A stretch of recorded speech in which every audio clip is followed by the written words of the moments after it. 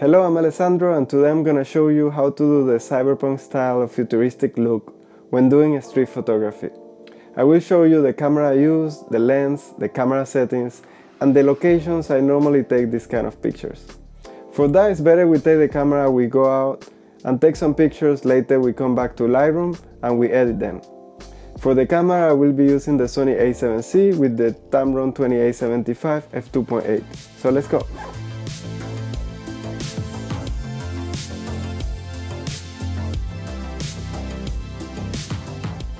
So the number one thing you want to have in mind is the location. In this case, I'm here in Macau.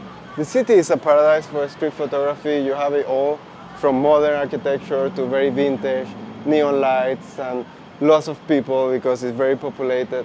And well, always it's very important the locations you are. You can always find a gas station, convenience stores, whatever kind of shopping store that they will always create this kind of white lighting just to attract the customer. So you can always use this kind of lighting on your advantage for creating this cool and futuristic look. And it's also very nice to portray everyday life. Like that's what I like to see, like people crossing the streets, cars passing by, scooters, the buses just getting in the bus stop. I always like to do that, and it always looks cool in my opinion.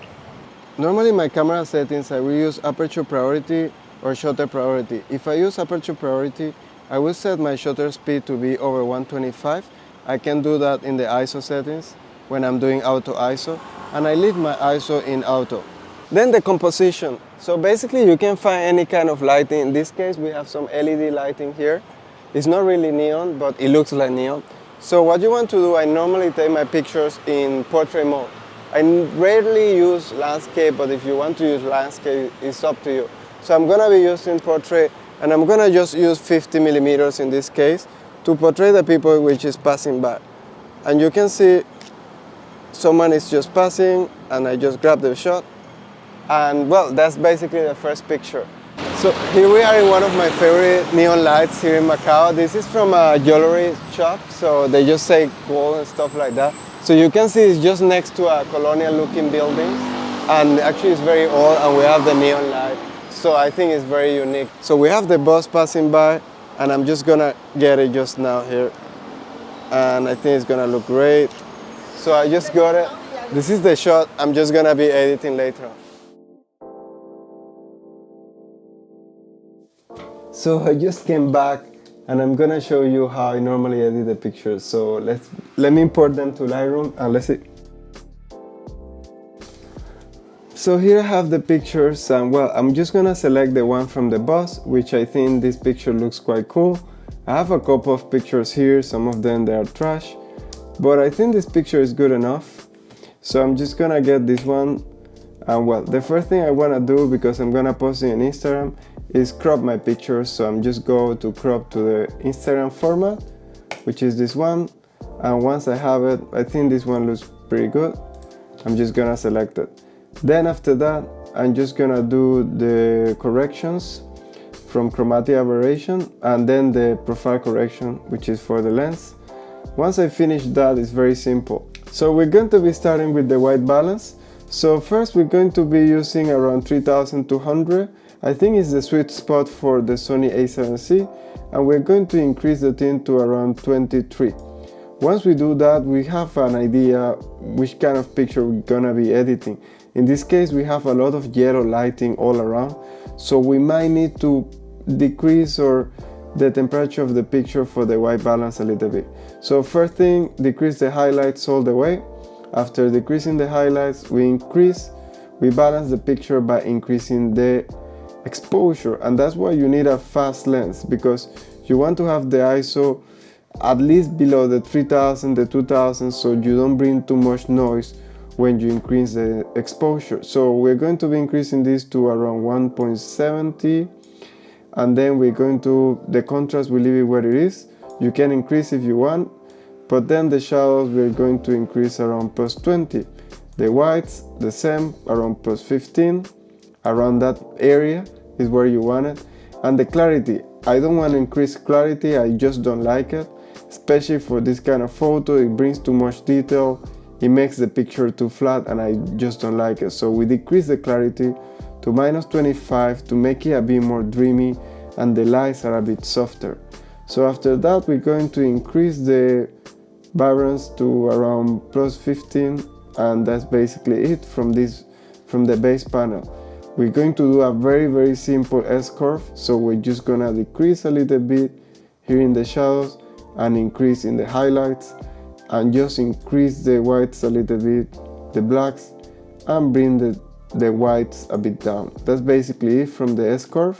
And then we come to a very important part, which is the colors. So we're going to use the blue and turn it a bit more aqua. So we're just gonna bring it to around -15, and then we're going to bring the brightness of the blue up to +12.